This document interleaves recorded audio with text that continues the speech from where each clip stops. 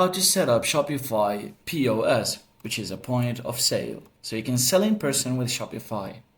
Hello everyone and welcome back to our channel. In today's tutorial, I show you a simple way to add a point of sale system to your Shopify store. So first of all, head over to your Shopify website and you enter your credentials to get into your account.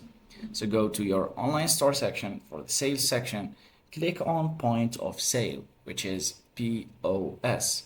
Here, follow the prompts, answer the questions so you can set up the right point of sale for your website. For example, in here, I will choose this option and then I will go over to, I'm not selling in person yet, so this is the first time I will try to open up a point of sale. So now for the POS setup guide, we can upgrade to POS Pro and enjoy 1 month of POS Pro for €1. And now we can add products, which we've already done because we have products on our website. Get to the point of sale app.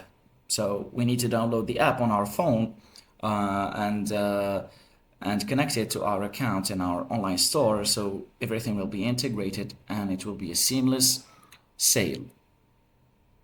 Streamline. Now, this is where you can have a quick start guide on how to set up your point of sale. Thanks for watching everyone, and don't forget to subscribe.